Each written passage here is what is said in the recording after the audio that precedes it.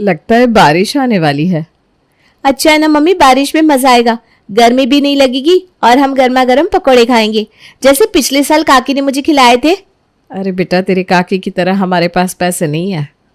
श्वेता रोने लगती है और भगवान के पास जाकर कहती है, भगवान जी, हमें भी काकी की तरह क्यों नहीं बनाया, हमें क्यों गरीब बनाया।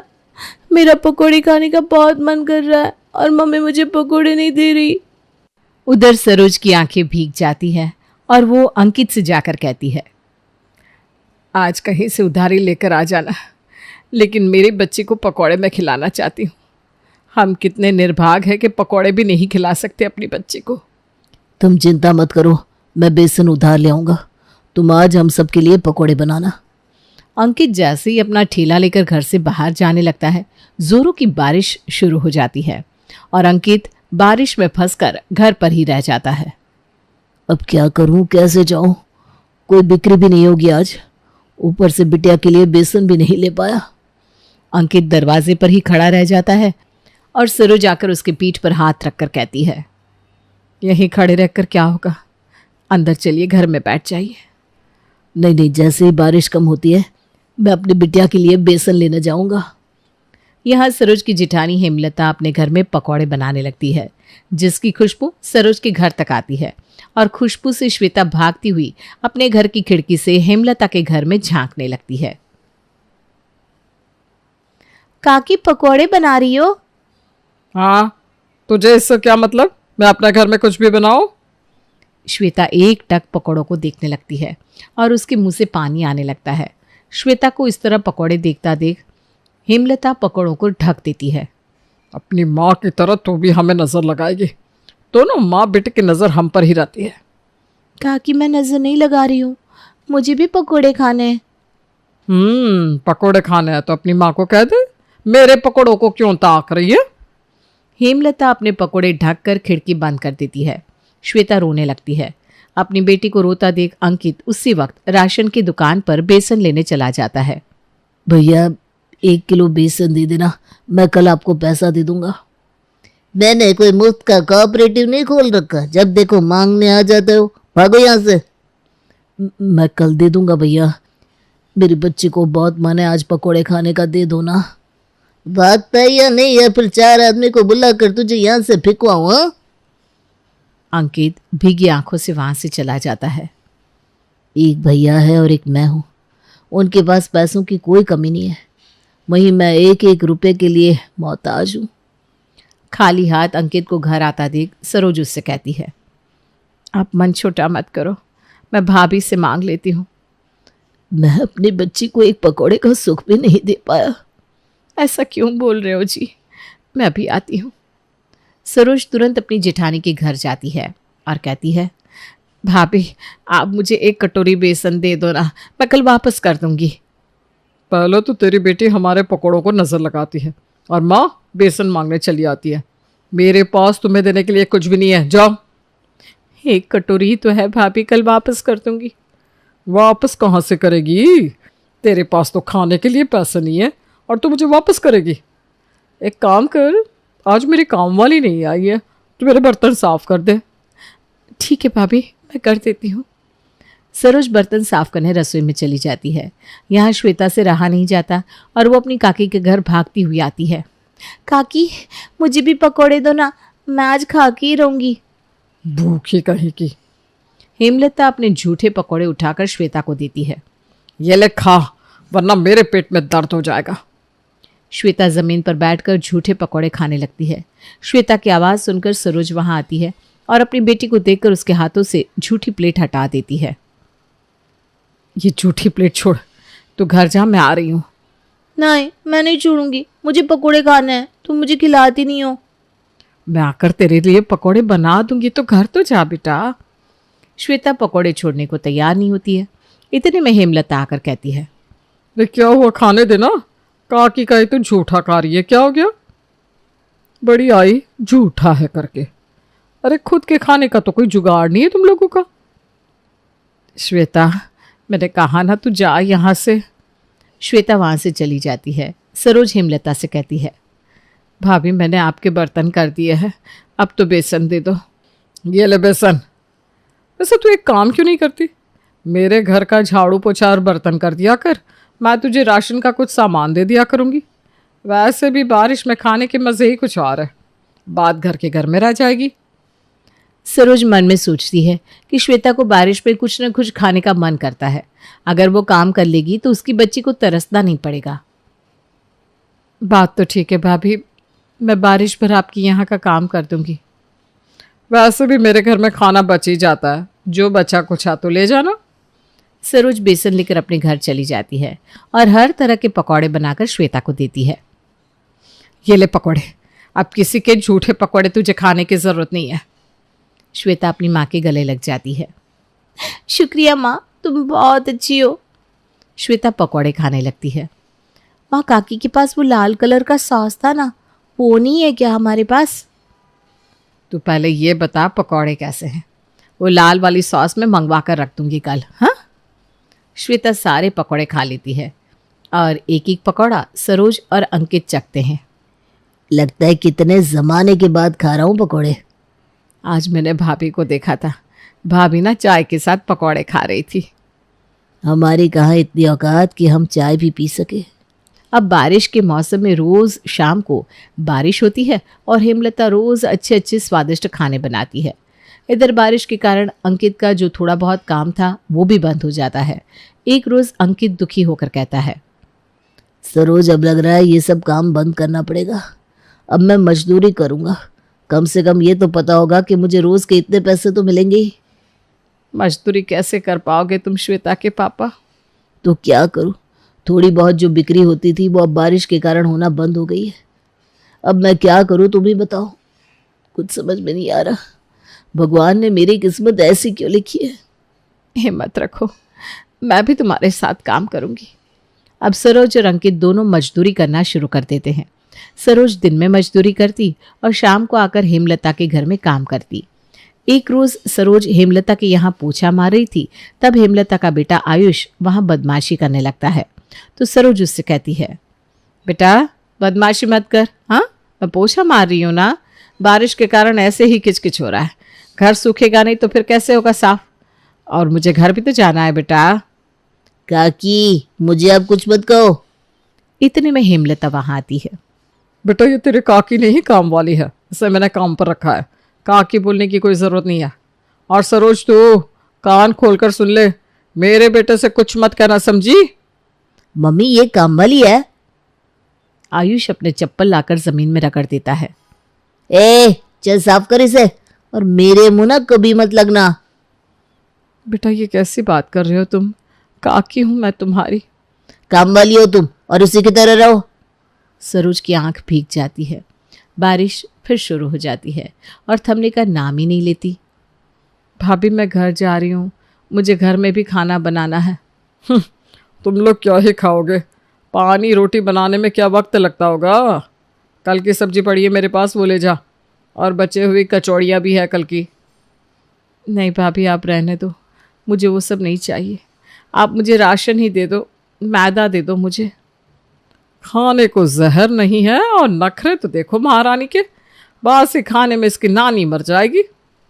हेमलता सरोज को मैदा दे देती है। सरोज भागती हुई अपने घर जाती है और देखती है कि श्वेता घर के बाहर उसका इंतजार कर रही है। चल बेटा अंदर चल। मम्मी मुझे ना बहुत जोरों की भूख लग रही है, कुछ अच्छा खाने का मन कर रहा है, गर्मा गर्म। छोले भटूरे खाएगी मेरी बच्ची हैं? छोले भटूरे का नाम सुनते ही श्वेता के मुंह में पानी आ जाता है। हाँ मम्मी मुझे खाना है, साथ में प्याज और नींबू भी। चल अभी बनाती हूँ। सरोज गरम गरम छोले भटूरे बनाती है और उसका घर खाने की खुशबू से महक उठता है। सरोज अंकित और श्वेता को खाना परोसती है।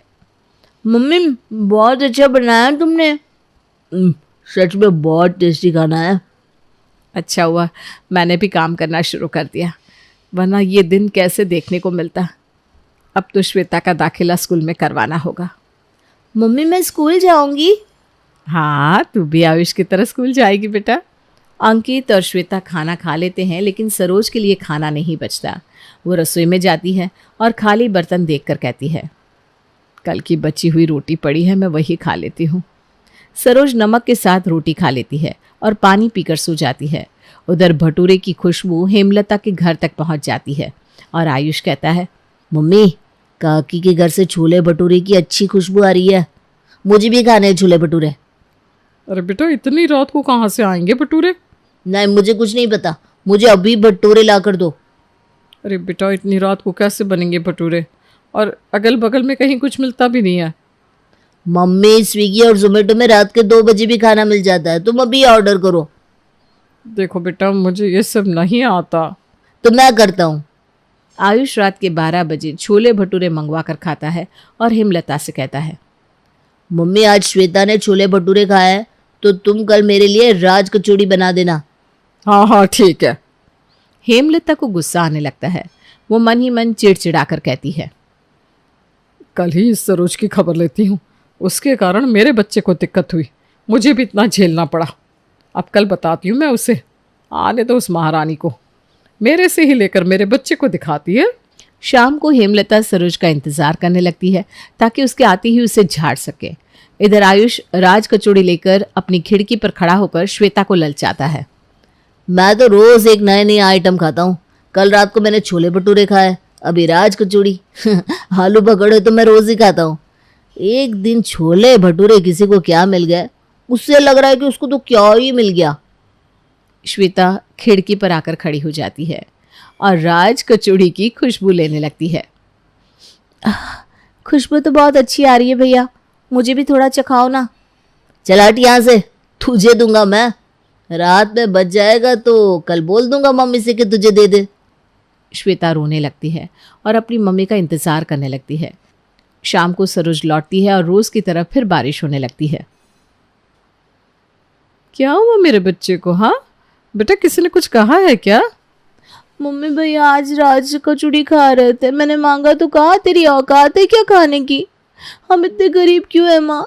मैं पढ़कर ना बहुत बड़ा आदमी बनूंगी और अपने घर का नक्शा बदल दूंगी। मुझे अब कुछ भी नहीं खाना, आप मेरा दाखिला स्कूल में करवा दो। सरोज श्वेता को अंदर ले जाती है और खुद हेमलता के घर काम करने चली जाती है। इधर हेमलता सरोज का इंतजार ही कर रही थी। सरोज के आते ही हेमलता कहती है, बर्तन धो ले पहले, फिर झाड़ू पोछा कर। आज तो बर्तन बहुत ज्यादा है भाभी। मेरे घर के बर्तनों को रोती है? तेरी तरह कंगाल नहीं है कि कुछ खाने को ना हो। नहीं नहीं भाभी, मैंने ऐसा कुछ नहीं कहा, आपके घर में हमेशा रौनक बनी रहे। सरोज सारा काम कर लेती है, फिर हेमलता से कहती है, भाभी आज मुझे मैदा और चने दे दो, मैं राज कचौड़ी बनाऊंगी। हाँ भाई, अब तो तू हम लोगों की बराबरी करेगी। हेमलता रसोई में जाती है। इसको खानी है राज कचौड़ी, करनी है मेरी बराबरी। सड़ा हुआ मैदा दूंगी, खाते ही हालत तीनों की खराब हो जाएगी। सरोज अपने घर जाती है और सोचती है, राज कचौड़ी इतनी जल्दी तो नहीं बनेंगे, एक काम करती हूँ, छोले कुलचे बना लेती हूँ, आयुष को भी बहुत पसंद है, श्वेता भी खाकर खुश हो जाएगी। सरोज झटपट छोले कुलचे बनाती है। कुलचे की खुशबू से आयुष खुद को रोक नहीं पाता और सरोज के घर चला जाता है। काकी, मैं भी खाऊंगा कुलचे। हाँ हाँ क्यों नहीं बेटा, आ बैठ, मैं भी परोसती हूँ। कम होने के कारण सरोज आयुष और श्वेता को कुलचे खाने को देती है। खा पीकर आयुष अपने घर चला जाता है। इधर श्वेता खाने की बहुत तारीफ करती है। मेरी मम्मी से अच्छा कोई खाना बना ही नहीं सकता। देखो इन घमंडी लोगों को भी आना पड़ा। सरोज और अंकित चाय पीकर सो जाते हैं। थोड़ी देर बाद आयुष की तबीयत बहुत खराब हो जाती है। इधर श्वेता की भी तबीयत नाजुक हो जाती है। रातों रात दोनों बच्चों को अस्पताल में भर्ती करवाया जाता है। हेमलता के पास पैसे थे, इसलिए वो बड़े अस्पताल में अपने बेटे का इलाज करवाती है। वहीं सरोज और अंकित एक छोटे से अस्पताल में अपनी बच्ची को भर्ती करवाते हैं।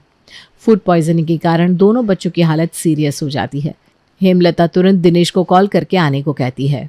मैडम, आपके बच्चे को खून की ज़रूरत है और उसका ब्लड ओ पॉजिटिव है, जो मिलना बहुत मुश्किल है। ब्लड का कहीं से जुगाड़ कर लीजिए, वरना हम आपके बच्चे को नहीं बचा पाएंगे।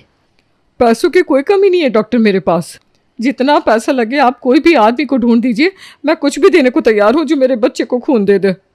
ये आपका काम है, हमारा नहीं। दिनेश और हेमलता बहुत खोजते हैं, लेकिन ओ पॉजिटिव ब्लड का कोई इंसान उन्हें नहीं मिलता। दोनों अपने माथे पर हाथ रखकर बैठ जाते हैं। इतने पैसे होने का क्या ही मतलब है जब मैं अपने बच्चे को ही नहीं बचा पा रहा हूँ। यहाँ श्वेता को होश आता है।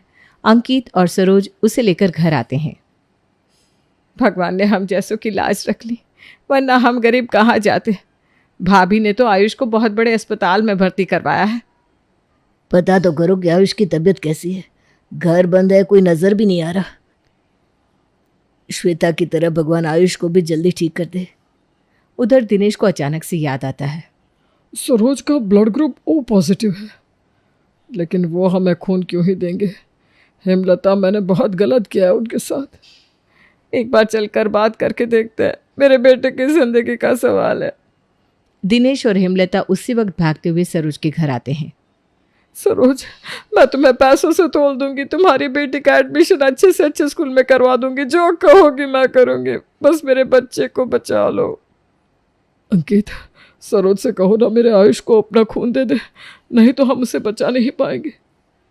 क्या आयुष को खून की जरूरत है? मैं अपने बेटे को खून जरूर दूंगी। भाभी, मुझे कुछ नहीं चाहिए, आयुष मेरा भी तो बेटा है। सरोज दिनेश और हेमलता के साथ अस्पताल जाने लगती है। तभी श्वेता उठकर कहती है, मम्मी, भैया को देखने मैं भी चलूंगी। सब अस्पताल जाते हैं। सरोज आयुष को अपना खून देती है। फिर डॉक्टर कहते हैं, सही वक्त पर आप लोगों ने खून का इंतजाम कर लिया, वरना पता नहीं क्या होता। 24 घंटे के बाद पेशेंट को होश आ जाएगा। बाहर बैठे श्वेता, अंकित और सरोज भगवान से प्रार्थना करने लगते हैं कि आयुष को जल्दी ही अच्छा कर दे। पूरे 24 घंटे सरोज और अंकित वहीं अस्पताल में बैठे रहते हैं। जैसे ही आयुष को होश आता है, हेमलता की खुशी का ठिकाना नहीं रहता। वो सरोज से लिपट कर रोने लगती है। मेरे बेटे को होश आ गया। मैं कितनी निर्भाग हूँ, मैंने ही खराब वादा दिया था ताकि तुम लोग हमारी बराबरी ना कर सको, और मेरे आयुष ने ही खा लिया, जिससे उसकी तबीयत खराब हो गई। ठीक ही कहते हैं सब, दूसरों का बुरा करो तो पहले अपना बुरा हो जाता है। तो बहुत अच्छी है सरोज, मैंने इतना बुरा किया तेरे साथ और तूने मेरे बच्चे को बचाने के लिए खून भी दिया। ऐसा मत कहो भाभी, आयुष कोई पराया नहीं, मेरा अपना बेटा है। चलो आंसू पोंछ दो। अब हम सब एक साथ एक ही घर में रहेंगे। चल सरोज, वापस अपने घर, जहाँ तू शादी होकर आई थी। भगवान ने मेरे कर्मों का फल मुझे दे दिया। अब सरोज का परिवार हेमलता के परिवार के साथ रहने लगता है। ये क्या पहना है बच्चों ने? क्या बैंड बाजा बारात की तरह एक ही तरह के कपड़े पहना देती हो? अरे दोनों को यही अच्छा लगता है, मुझे भी ज्यादा दिमाग नहीं लगाना होता। 2 बच्चों का अलग अलग कपड़े ढूंढना बहुत मुश्किल है। वैसे भी लगता है, वैसे अच्छा भी लगता है। तो एक काम करो ना, हम दोनों भी सेम कपड़े खरीद लेते हैं। एक थान ले लो, पूरे घर के सेम टू सेम कपड़े बनवा लो। थान से ही पूरे घर के कपड़े कटवा दो। क्यों माँ, बोलो साड़ी लेनी है? पल्लवी के पास अच्छा आइडिया है, थान में कपड़ा सस्ता मिल जाएगा। मैं अपनी शॉर्ट सिलवा लूंगा, बच्चों के कपड़े, तुम्हारी साड़ी और पल्लवी की साड़ी। क्यों? क्या हो गया विवेक? क्या बोलूं माँ? अरे देखो ना, इसको बच्चे भी नहीं पाले जाते इससे। 2 बच्चे हैं लेकिन हर वक्त एक जैसे कपड़े पहना देती है। माँ जी देखिए ना, छोटी छोटी बात का इश्यू बनाते हैं। अब बच्चों को आज एक जैसे कपड़े पहना दिए तो भड़क रहे हैं। वैसे बात तो सही है, बच्चे कम बैंड वाले ज्यादा लगते हैं ये दोनों। क्या पल्लवी बेटा, तुम 2 बच्चे नहीं पाल सकती? एक हमारा जमाना था, 8-8, 9-9 बच्चे पाल के साइड लगा दिए। अच्छा चलो माँ, मैं तो बताना ही भूल गया, मेरे बॉस आ रहे हैं, तो कुछ खाने में अच्छा सा बना लेना। उनके 2 बच्चे भी हैं। बहू, उन बच्चों के लिए आइसक्रीम ले आना। हाँ माँ जी, बस बच्चों को पढ़ाकर मैं खाना ही बना लेती हूँ। बच्चों के लिए खीर बना लूंगी, आइसक्रीम नुकसान करती है। हाँ तो कल बच्चों को किस खुशी में खिलाई थी आइसक्रीम? पल्लवी कुछ नहीं कहती, वो काम पर लग जाती है, लेकिन जैसे ही बॉस अपने 2 बच्चों के साथ आते हैं, अरे वाह, आपने भी अपने बच्चों को सेम टू सेम कपड़े पहनाए, ये तो बहुत फैशन में है। क्यों विवेक? जी मैम, ये तो बिल्कुल सही है। मैंने ही पल्लवी से कहा था कि दोनों को सेम टू सेम कपड़े पहनाने चाहिए। क्यों? पल्लवी शाम को बच्चों को लेकर पार्क में खिलाने जा रही होती है कि तभी बाहर देखो कितने मच्छर घूम रहे हैं। इन लोगों को मच्छर से बचने वाली क्रीम लगाई है? हाँ लगा दी। और ये क्या, शाम को हाफ पैंट पहनाइए, दोनों को फुल कपड़े पहनाया करो। हाँ पर गर्मी भी तो है। क्यों नहीं समझती हो? मच्छर काट लेंगे तो बच्चों को कितनी परेशानी होगी। गर्मी है तो खुले कपड़े पहनाया करो। लेकिन पूरे कपड़े पहनाया करो। पता नहीं तुमको बच्चे पालने क्यों नहीं आते। कितना छोटा सा काम है और बच्चों को दूध दे दिया था। नहीं, दूध खत्म हो गया था।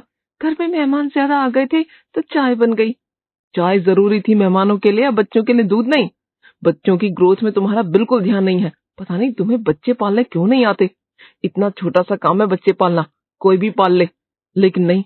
अरे यार, जाओ जहां लेकर जा रही हो। पल्लवी वहां से बच्चों को लेकर पार्क चली जाती है। पार्क में हमेशा पापा आपको डांटते क्यों रहते हैं, जबकि मम्मा तो हमें कितने अच्छे से रखती हैं। पापा गंदे हैं, उनको सिर्फ डांटना आता है। कभी भी उन्होंने हमारा ख्याल नहीं रखा, हमारे बारे में फिक्र नहीं होती। अगर उनको इतनी फिक्र है तो खुद हमारा ख्याल रख ले। ऐसे नहीं बोलते बेटा, पापा ऑफिस का काम करते हैं ना, वो घर कैसे देखेंगे। तो माँ भी तो ऑफिस का काम करती है, लेकिन साथ में हमें कितने अच्छे से संभालती है। बेटा, पापा तो आप लोगों के भले के लिए कहते हैं ना। चलो अब घर चलते हैं, अंधेरा हो रहा है। घर चलकर पढ़ाई भी तो करनी है। हाँ माँ, और आपको खाना भी बनाना है। पता नहीं आप इतना काम कैसे करेंगी। पल्लवी बच्चों की ओर देखकर मुस्कुराती है। फिर एक रोज, अरे विवेक बेटा, चल जरा 2 दिन के लिए मुझे रोजी के घर छोड़ दे। उसकी सास घर पर नहीं है तो कह रही थी माँ आ जाओ 2 दिन के लिए। अरे वाह माँ, ये तो बहुत अच्छी बात है। चलो मैं भी चलता हूँ, मेरी भी 2 दिन की छुट्टी है, बच्चों की भी छुट्टी है, तो सब साथ में रह लेंगे। क्यों? लेकिन मेरी छुट्टी तो नहीं है, मैं नहीं जा पाऊंगी। तो कोई बात नहीं, तो बच्चों को भेज दे हम लोगों के साथ। हाँ, पर दोनों की दोनों दिन ऑनलाइन क्लास होगी, तो देख लीजिएगा। अरे यार, तुम तो रहने दो, 2 ऑनलाइन क्लास कहीं से भी ज्वाइन कर लेंगे। चलो पैक करो दोनों के कपड़े। वैसे भी मैं और माँ साथ रहेंगे तो कायदे से रहेंगे, तुम्हारे साथ तो बच्चों की ऐसी तैसी होती रहती है। चलो बच्चों, रेडी हो जाओ, बुआ के घर चल रहे हैं हम लोग। 2 दिन के लिए मम्मी को आराम करने दो। लेकिन हमें तो मम्मी ही चाहिए, हम मम्मी के बिना नहीं रह सकते। हमें तो मम्मी चाहिए। हाँ, मैं भी माँ के पास रहूंगा, आप लोग जाइए। सास और विवेक वहां से चले जाते हैं। उन दोनों लोगों के जाने के बाद, क्यों नहीं चले गए बुआ के घर तुम दोनों? वहां तो तुम लोगों के मजे आते ना। नहीं माँ, मजे तो आपके साथ ही आते हैं, आपके बिना कहीं अच्छा नहीं लगता। ये सुनकर पल्लवी अपने बच्चों को गले लगा लेती है। फिर एक रोज, विवेक सुनो, मुझे आज ऑफिस की जरूरी मीटिंग अटेंड करनी है, तो बच्चों के स्कूल चले जाओ, आज उनका रिजल्ट है। ठीक है, मैं चला जाऊंगा। अब तुमसे तो उम्मीद भी नहीं है कि तुम ऑफिस छोड़कर बच्चों के बारे में सोचो। विवेक जब स्कूल से वापस आता है तो, पता है माँ, मुझे फुल मार्क्स मिले। माँ, मैं भी क्लास में सेकंड आया। तुमने तो आज मेरी स्कूल में बेइज्जती करा दी। पता नहीं स्कूल वाले मेरे बारे में क्या सोच रहे होंगे। सोच रहा हूँ, क्या हुआ जी, ऐसे क्यों बोल रहे हो? बच्चों के तो अच्छे नंबर आए हैं, क्या हुआ? कुछ हुआ क्या स्कूल में? कुछ, ये पूछो क्या कुछ नहीं हुआ। दोनों बच्चों के कारण आज मेरी नाक कट गई। लेकिन क्लास में तो अच्छे नंबर लेकर आए हैं दोनों। सिर्फ अच्छे नंबर लाने से कुछ नहीं होता। राइटिंग देखिए, कितनी गंदी राइटिंग है दोनों की, और कपड़े भी कितने गंदे प्रेस किए हुए हैं।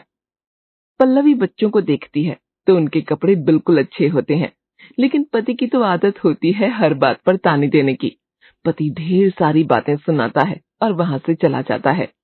परेशान मत हो, जैसा कर रहे हो वैसा ही करो और अच्छे से पढ़ने की कोशिश करो। पापा की तो आदत का पता है ना। दोनों बच्चे अपने कमरे में सो जाते हैं। पापा मम्मी को बहुत सुनाते हैं, वो भी हमारे कारण। हम कर भी क्या सकते हैं, अगर हमने कुछ कहा तो पापा हमारी पिटाई कर देंगे। लेकिन हम ऐसे मम्मी को रोज रोज डांट खाते भी तो नहीं देख सकते। तो क्या करें, पापा का गुस्सा पता है ना भैया। कोई ना कोई आइडिया तो लगाना पड़ेगा। चल मैं सोचता हूँ, अभी सो जा, सुबह देखते हैं। दोनों बच्चे सो जाते हैं, इस सोच के साथ कि पापा की अक्ल कैसे ठिकाने लगाई जाए। वहीं पल्लवी घर का सारा काम करती है और कमरे में जाके सो जाती है। बच्चों को देख लिया, वो दोनों सो गए? हाँ, बड़े ने तो खाना खाया, लेकिन छोटे ने कुछ नहीं खाया। पता नहीं क्यों खाने से भागता है। तुमसे ये उम्मीद नहीं थी कि तुम्हें अपने ही बच्चे का नहीं पता होगा। 2 बच्चे करने की कोई जरूरत नहीं थी। अगर तुमसे 2 बच्चे पाले नहीं जा रहे थे तो एक ही बच्चा पैदा करते ना। लेकिन नहीं, तुम तो पीछे लग गई कि दूसरा भी होना चाहिए, पहला अकेला ना रह जाए। लो अब देखो। बस भी करिए, ऐसा होता है हर बार। हम भी तो खाना खाकर नहीं सोते। बच्चे का मूड भी होता है, हर वक्त ताने ना दिया करो, मुझे ठीक नहीं लगता।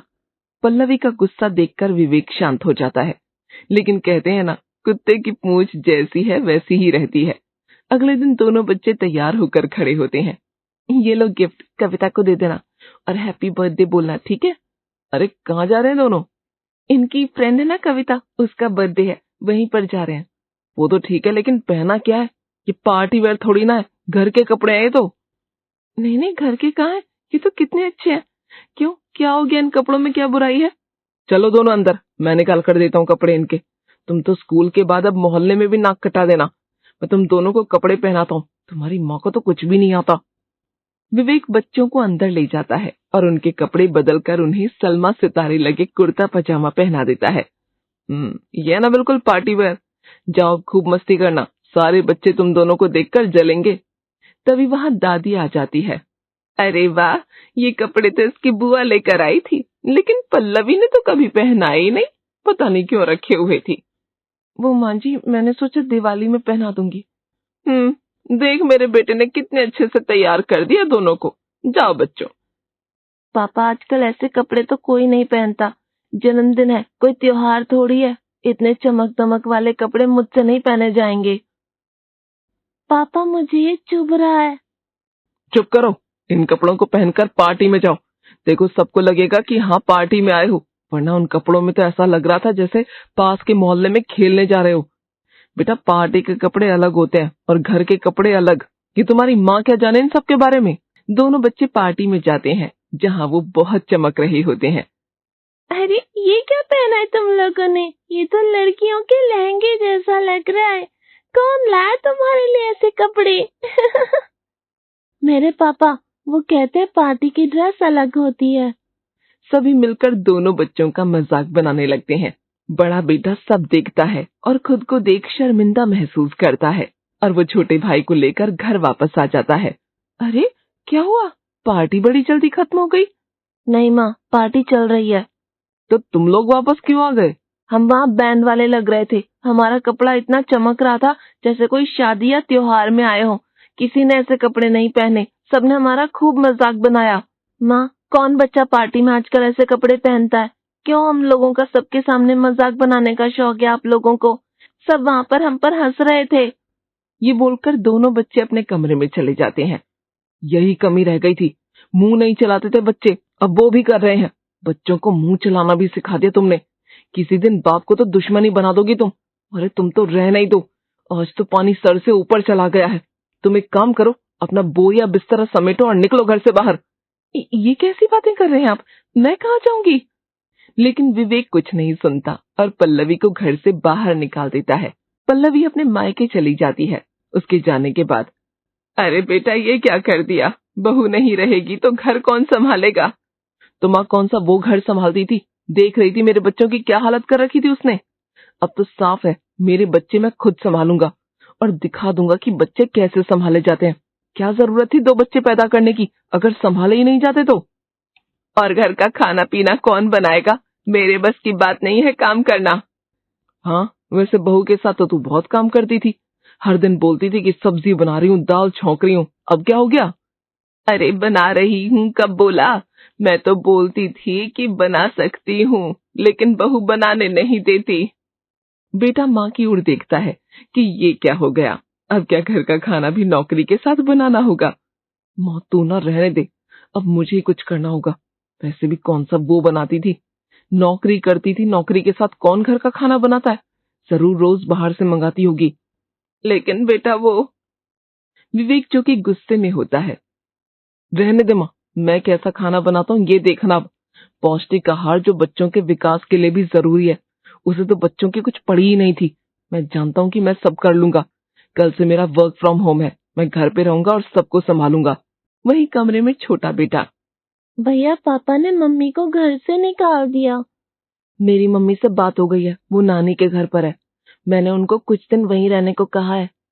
लेकिन अब हमारा क्या होगा, हम कैसे रहेंगे? मैं तो कहता हूँ चलो नानी के घर। भगवान जो करता है अच्छा करता है। अब पापा को समझ में आएगा कि बच्चे पालना कोई बच्चों का खेल नहीं होता। अब उन्हें पता चलेगा कि माँ क्या करती थी। माँ क्या करती थी ये जानने के लिए कुछ दिन तो पापा को माँ के बिना रहना जरूरी है। इस बार सब ठीक हो जाएगा छोटे, चिंता न कर। दोनों भाई पढ़ाई करने लग जाते हैं। अगली सुबह पिता उठकर बच्चों का टिफिन बनाता है। पापा मेरे मोजे कहाँ हैं? पता नहीं, अलमारी में होंगे। अच्छा, मुझे कोई कुछ कहना नहीं, मैं तुम लोगों के लिए टिफिन बनाने किचन में जा रहा हूँ। बेटा अंदर जाता है लेकिन उसे मोजे नहीं दिखते। वो फिर वापस आता है।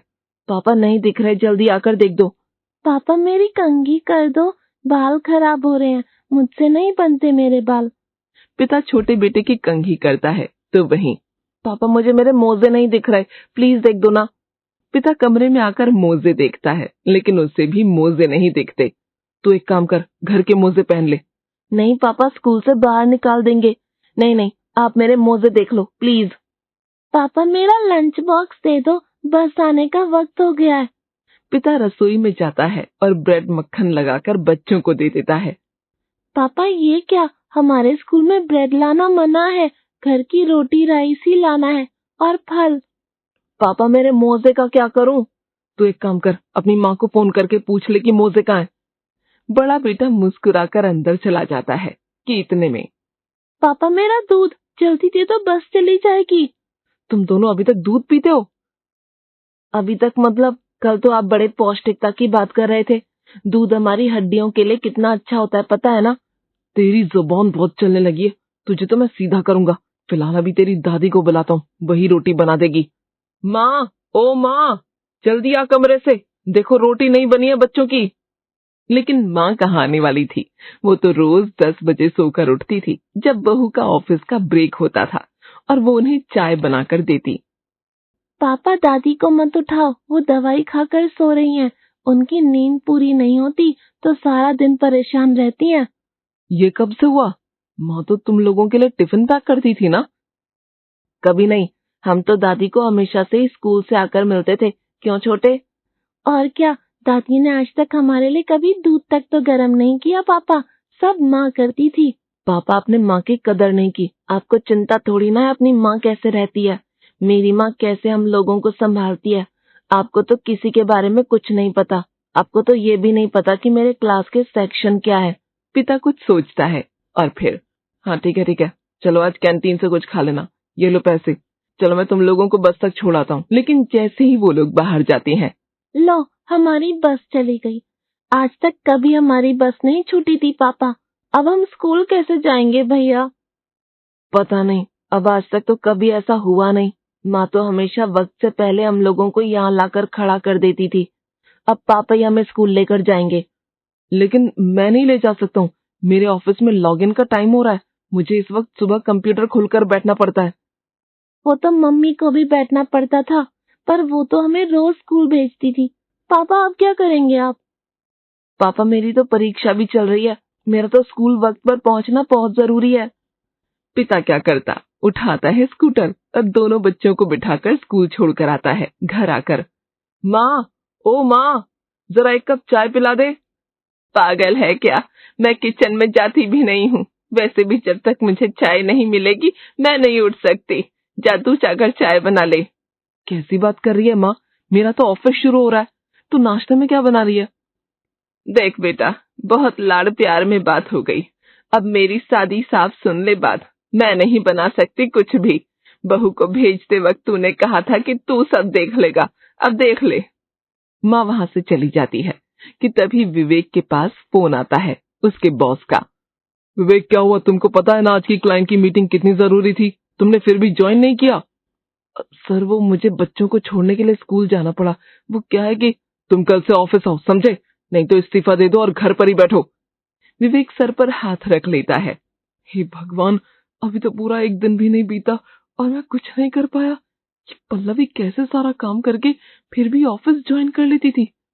बेटा किसी पर चिल्लाना आसान है, पर उसकी जगह खुद को रखो तो पता चलता है। खैर, खाने में क्या है आज? माँ उठ, तैयार हो, हम चल अभी पल्लवी के घर जाएंगे और मैं उससे माफी मांगकर उसे घर ले आऊंगा। विवेक पल्लवी के घर जाता है। मुझे माफ कर दो पल्लवी, वो घर तो तुम्हारे बिना चल ही नहीं सकता, मैं आगे से कभी ऐसा नहीं करूंगा। कोई बात नहीं जी, बस आगे से ऐसा मत करना, चलिए। लेकिन एक बात बताओ, तुम ये दो बच्चे कैसे देख लेती हो? सच में पल्लवी, तुम तो महान हो। मैं नहीं, बल्कि हर गृहिणी महान है जो अपनी जिम्मेदारियों को बखूबी निभाती है। अब चलो घर, बच्चों के आने का वक्त हो रहा है, खाना भी तो बनाना है। सुबह के 9 बजे कुंती निवास के दरवाजे पर दस्तक होती है। कंधे पर बैग और हाथ में एक लिफाफा लिए एक शख्स कुंती निवास के बाहर खड़ा हुआ अंदर से किसी के आने का इंतजार कर रहा था। तभी महेश दरवाजे पर आता है। अगर इस घर से किसी ने कुछ ऑर्डर किया है तो मैं पार्सल रिसीव नहीं करने वाला। ले जाओ वापस पार्सल। बताओ, सुबह सुबह भी तुम आ जाते हो पार्सल लेकर। अरे इस वक्त मैं पढ़ाई करनी चाहिए, ये उम्र डिलीवरी करने की है क्या बेटा? ये सब छोड़ो, ये कोई काम अच्छा थोड़ी ना है। अरे कितने लोगों का मन दुखता होगा। ऐसा क्या कर रहा हूँ मैं अंकल जी जिससे किसी का मन दुखे? अरे तुम दूसरों के घर में पार्सल पहुंचाते हो जिससे तुम्हें तो फायदा होता है, पर पैसे तो उनके लग जाते हैं ना जिनके घर पार्सल पहुंचता है। तुम्हारा क्या जाता है बेटा? जेब तो हमारी ढीली होती है। पता भी है तुम्हें कितने पैसे भरने पड़ते हैं मुझे।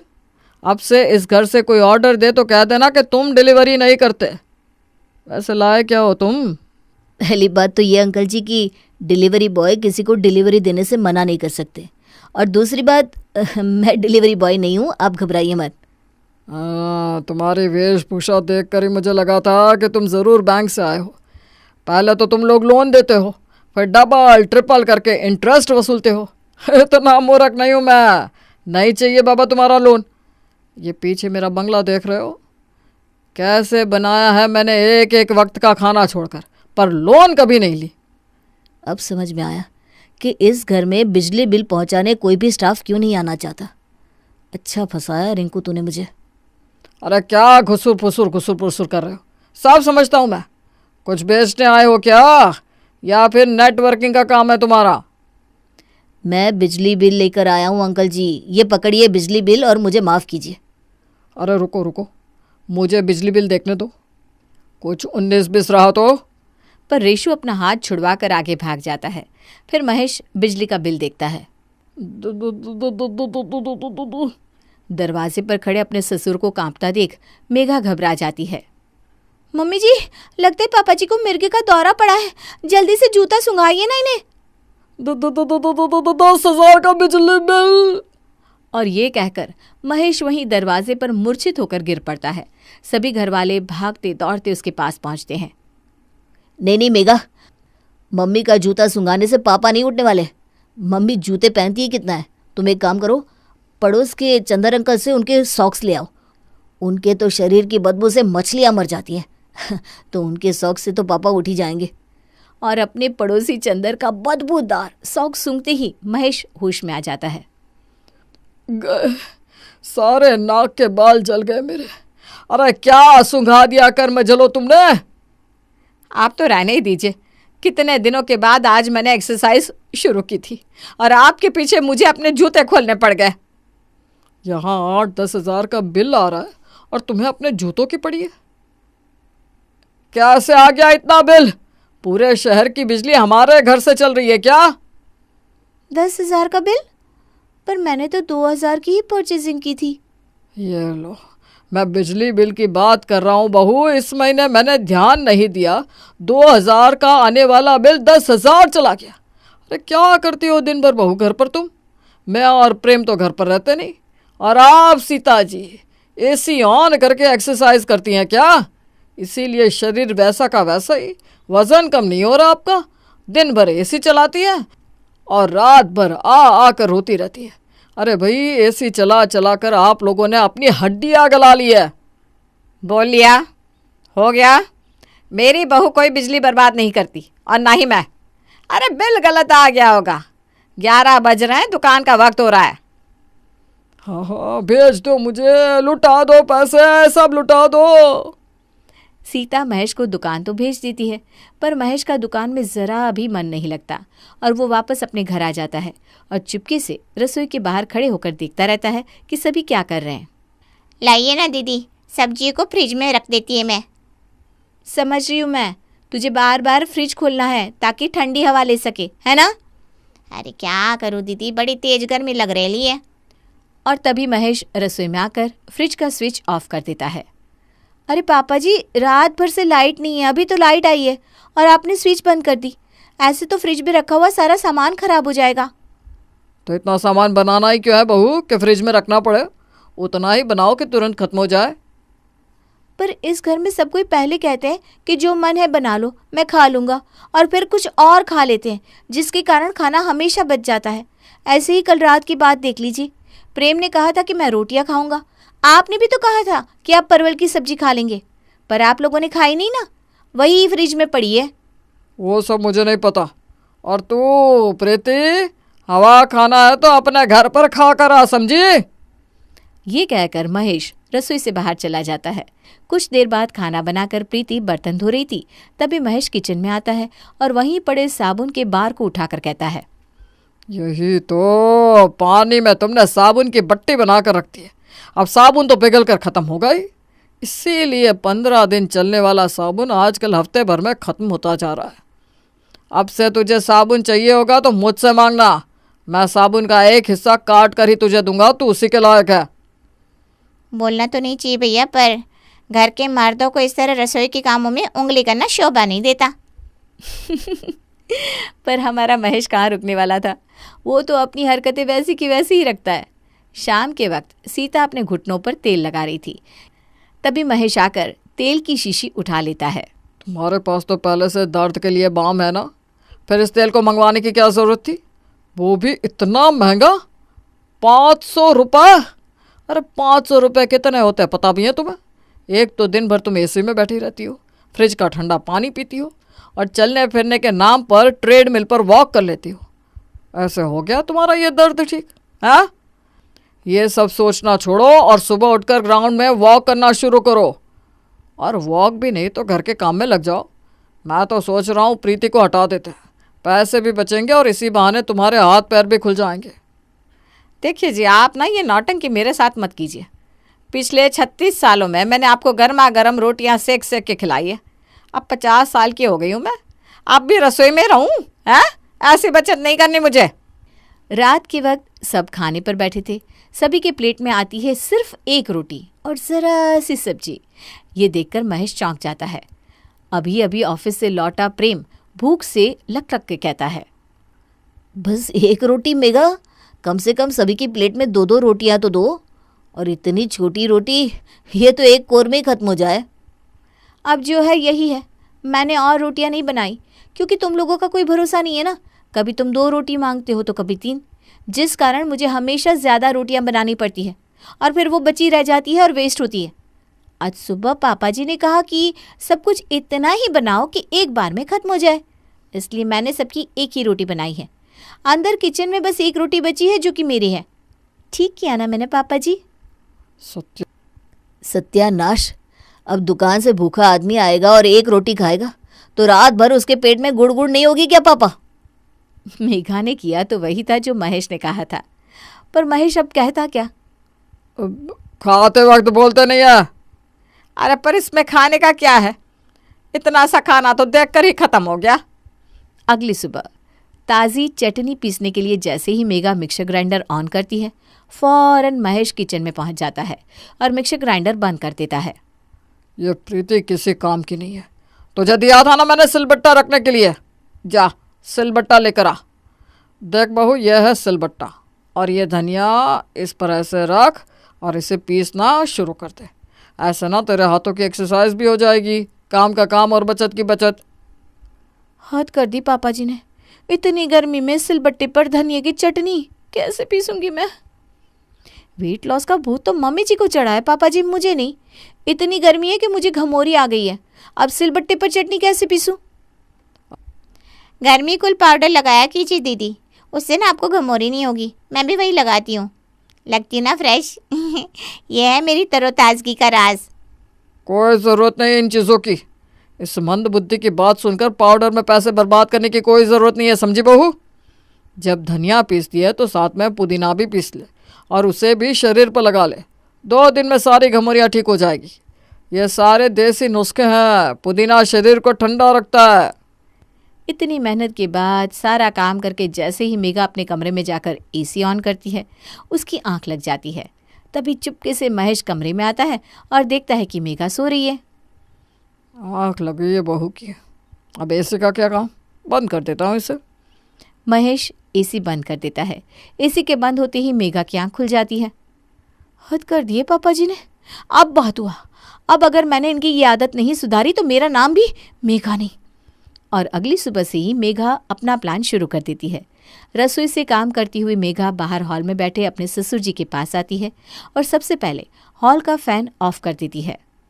ये लीजिए पापा जी न्यूज़पेपर, इसी से ना पंखा हाँक लीजिए। और जब हाथ थक जाए ना तो इसे पढ़ लीजिएगा। अब बेकार में एक एक आदमी के लिए फ़ैन ऑन करने का कुछ फ़ायदा नहीं है ना पापा जी। तभी प्रीति किचन से बाहर आती है और मेघा से कहती है, फ्रिज ऑन करना ना पड़े इसके कारण कितनी बार खाना बना रही है दीदी। आपको अंदाज़ा भी है कि इससे कितना सिलेंडर वेस्ट होता है। एक काम कीजिए भैया, आप हमारे लिए चूल्हा चला दीजिए।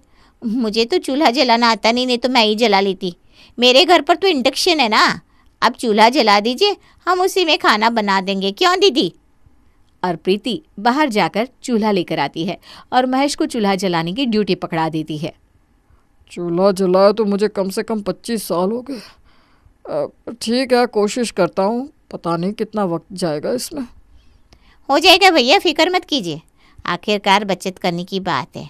अगर आप अच्छे से चूल्हा जला लेंगे ना तो हमें ये महंगे सिलेंडर पर पैसे नहीं लगाने पड़ेंगे। और ये चूल्हा जलाते जलाते आपकी एक्सरसाइज भी हो जाएगी पापा जी।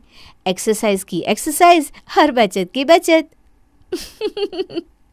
और पहली बार में ही मेघा मारती है सिक्सर और अपने प्यारे ससुर को क्लीन बोल्ड कर देती है। अपनी बहू की इस मूवी में सीता भी हाथ बटाने से पीछे नहीं हटती। पूरे 3 घंटे मेहनत करने के बाद महेश चूल्हा जला ही लेता है, पर उसके कारण उसके कपड़े ज़रूर गंदे हो जाते हैं। जैसे कि महेश नहाने के लिए बाथरूम की ओर बढ़ता है, सीता उसे रोकते हुए कहती है, अरे आप नहाने के लिए जा रहे हैं? फिर आप कपड़े खोलेंगे तो उसे धोने के लिए हमें फिर मशीन ऑन करनी पड़ेगी। एक दिन में कितनी बार मशीन चलाएंगे जी? बेकार में बिजली भी लगती है और ज़्यादा यूज़ से कहीं मशीन ख़राब ना हो जाए। आप एक काम कीजिए, नहाने के बाद अपने कपड़े हाथ से धोकर छत पर डाल देना। वैसे कपड़े धुल रहे हैं तो एक काम कीजिए ना, मेरे कुछ नए कपड़े हैं वो भी आप धो दीजिएगा। अब मैं उन्हें लॉन्ड्री में दूंगी तो बेकार में एक साड़ी के 100 रुपये लग जाएंगे। वाह मम्मी जी वाह, ये आइडिया तो बड़ा अच्छा है। पापा जी क्यों ना कपड़े की ड्यूटी आप ही ले लीजिए। वैसे भी ना आजकल आप घर पर रहते हैं, अकेले घर पर बैठे बैठे कहीं आपको डिप्रेशन की बीमारी हो गई तो ना बाबा ना, फिर उसमें अलग खर्च। कपड़े धोने में आपका दिमाग लगा रहेगा तो दिमाग की भी एक्सरसाइज हो जाएगी और बचत की बचत भी, क्यों मम्मी जी? और नहाने के बाद बेचारा महेश गमछा लपेटकर पूरे 2 घंटे तक अपने कपड़े धोने के बाद अपनी बीवी के कपड़े धोता है। फिर थक हार कर डाइनिंग टेबल पर आकर वो आवाज़ लगाते हुए कहता है, अरे बड़ी थकावट हो गई है, कुछ खाने को तो दे दे बहू। अपने ससुर की आवाज़ सुनकर महेश के आगे परोसती है मेघा एक रोटी और ज़रा सी चटनी। इस रोटी पर घी नहीं लगा बहू? दीदी तो भर भर के घी लगाती है भैया, इनको समझ ही कितनी है। पर मैंने बोल दिया अब से बेकार में रोटियों पर घी नहीं लगेगा। दाल में घी सब खा ही रहे हैं ना, और घी खाकर करेंगे क्या? ये घोड़ा कभी घी तेल खाता है क्या? पर कैसा तंदुरुस्त है ना। और सभी एक एक रोटी खाएंगे तो वेट लॉस का वेट लॉस भी हो जाएगा और बचत की बचत। दिन भर मेहनत करने के बाद महेश को खाने मिलती है एकमात्र रोटी। एक तो इतनी गर्मी है, ऊपर से फ्रिज भी ऑन नहीं है, वरना कोल्ड ड्रिंक ही पी लेता। खैर थोड़ी देर आराम करता हूँ।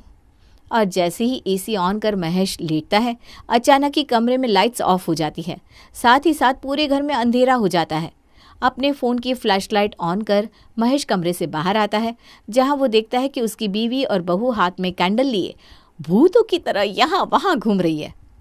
अरे तू कैंडल लेकर क्यों घूम रही है बहू? क्या बात हो गई? किसी का जन्मदिन है क्या आज? ये जन्मदिन तो बेकार के उष्टांडे है पापा जी। सुबह तो भगवान की कृपा से इतनी रोशनी रहती है कि हमें लाइट्स ऑन करने की ज़रूरत ही नहीं पड़ती। अब बज गए हैं शाम के 6, इसीलिए कोई लाइट्स ऑन करके बिजली का बिल ना बढ़ा दे, इसलिए मैंने मीटर ही ऑफ कर दिया। कैंडल तो है ही, बाकी सब न्यूज़पेपर से हवा खा लेंगे, क्यों मम्मी जी? और इतना ज़्यादा प्रेशर बनाया जाता है महेश को लाइन पर लाने के लिए। 5 दिन बाद एक सुबह भागता हुआ प्रेम अपने पिता के गले लग जाता है और उनसे कहता है, ये लीजिए पापा जी, आपकी पहली कार मेरी कमाई के पैसों से। तू पागल हो गया क्या? तूने गाड़ी क्यों खरीदी?